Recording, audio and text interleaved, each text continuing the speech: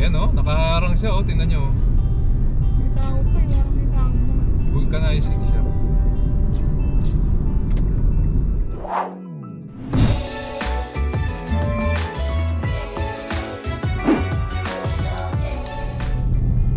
Alright, magandang araw mga kasama. Dito po tayo ngayon sa Open Canal na ngayon po ay kino-close na, no?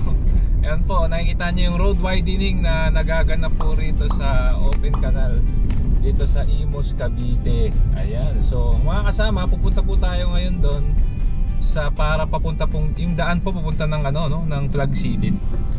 Ayan, pupuntahan po natin yung daan, no, going Flag City from Open Canal. At makasama maraming development doon, no?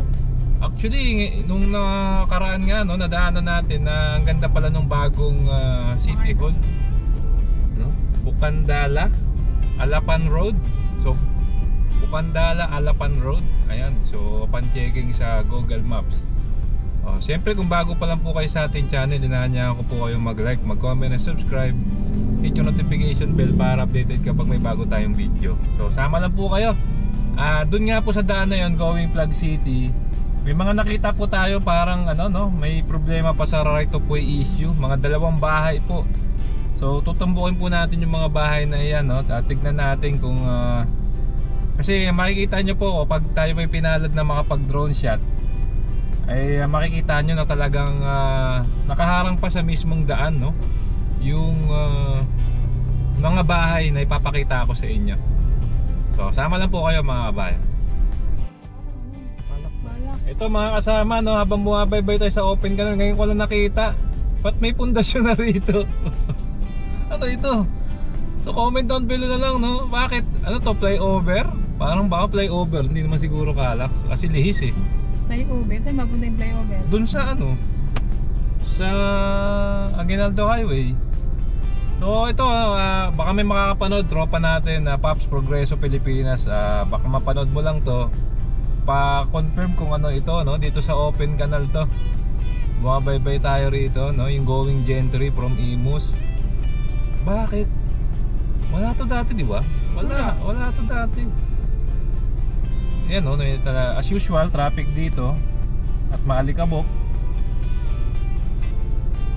So ayan, ano kaya ito, no?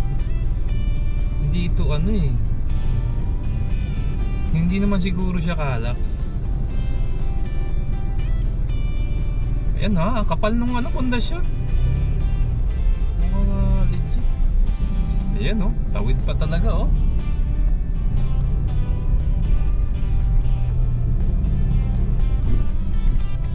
Ayun, so tignan natin, baka may makita pa tayong pundasyon dito. Pero talaga ito, ang daming ganap dito sa Open Canal na ito. Ayan, may mga paleta pa sa gilid.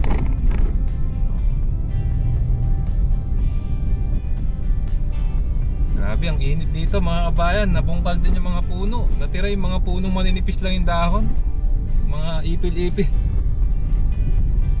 Ano, kaya makikita nyo po na yung lugar always traffic. May nagtitinda na po ng pagkain, mga kasama. So ito, papalapit na rin po pala tayo dun sa, alam ko hindi tayo abot eh, dun sa Open Canal Interchange ng Calak. Kasi kakanan po kami dito. Malapit ka ng kumanan.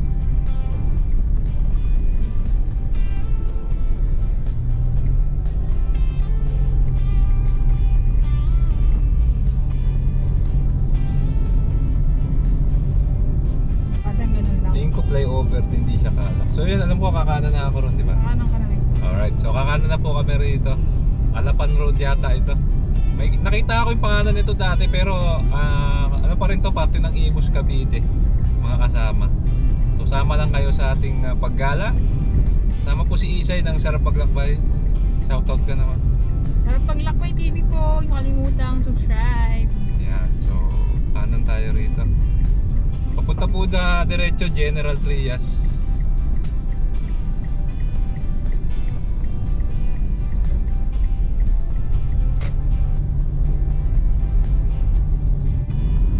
So ito po yung kulay ng Imus, yung green and blue. Yan po ang kulay. Ang Dasmariñas po, yung dark green, no? Yung parang kulay po siya ng mga gulay.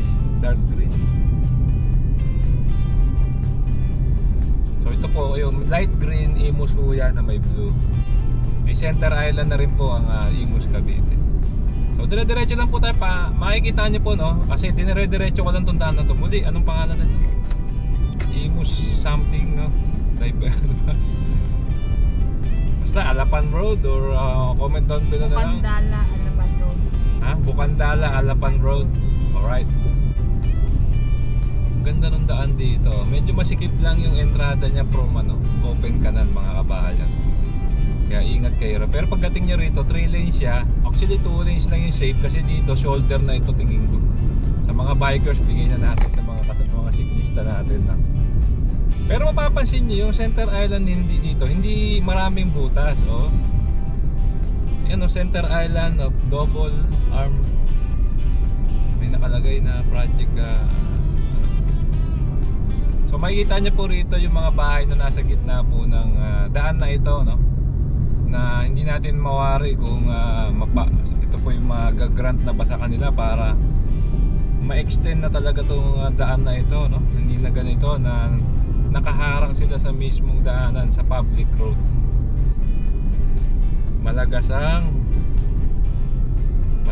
pala to.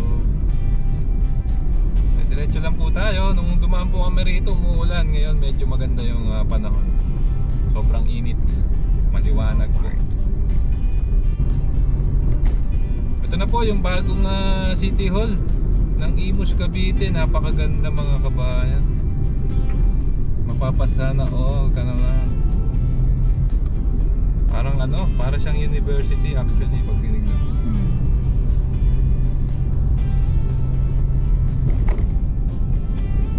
Ayan, City of Imus Cavite. Alright. Hindi ko pa nakikita yung mga nakita akong bahay. Ayun, City of Imus Grandstand. Meron pala rito, mga kabayan. Malagasang. Ito na yung bahay. Ito yung bahay, mga kababayan, no? Tingnan niyo, nakaharang pa ito. Yan? Oo. Yan, nakaharang siya, tingnan niyo. May tao pa, parang may tao. Vulcanizing siya.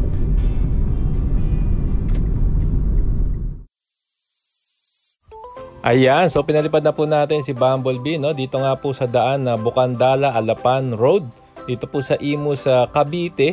Mga kasama, halatang maganda pa to nung daan na ito. At kailan lang to nagawa at ang daming development dito. Pero pansin nyo, ito, mas makikita nyo sa drone shot na talaga namang nakaharang itong bahay na ito, na actually may nakatira pa dyan kasi parang vulcanizing shop po yung pinakalooban niya, talagang may negosyo pa. At ito po, panoorin nyo po yung mga sasakyan, kumbaga talagang magdadivert sila para lang maiwasan itong bahay na ito.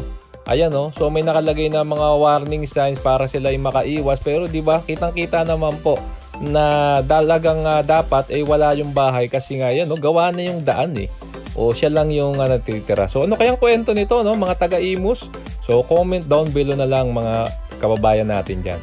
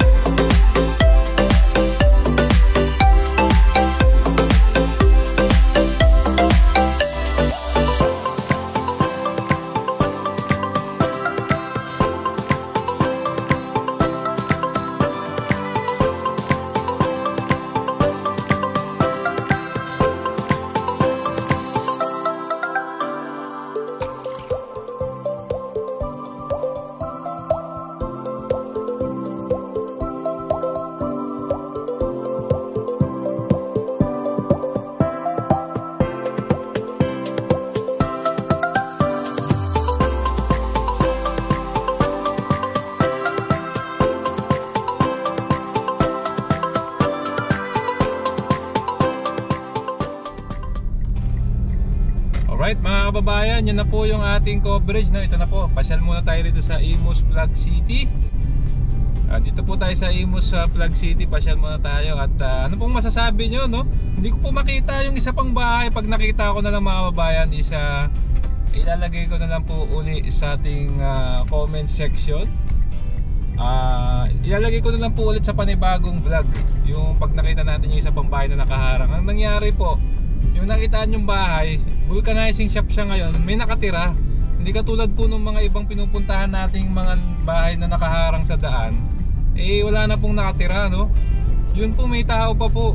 Mayroon pa nga negosyo sa tapat eh. Parang wala nang balak. Parang hindi po natin alam kung aalis pa ba ro, kasi nakita niyo naman po sa drone siya, talagang umiiwas pa po yung mga motorista, no? Doon sa mismong bahay na yan. Kakanan tayo rito, no? Oho. Alright, so hanggang dito na lang. Imus Vlog City. Kung nagustuhan niyo po itong video, naanyaan ko po kayo mag-like, mag-comment, and subscribe, with your notification bell para updated ka pag may bago tayong video. Maraming pong salamat. Keep safe, huwag masakit, sarap maglakbayan. See you po sa next vlog update, mga kasama.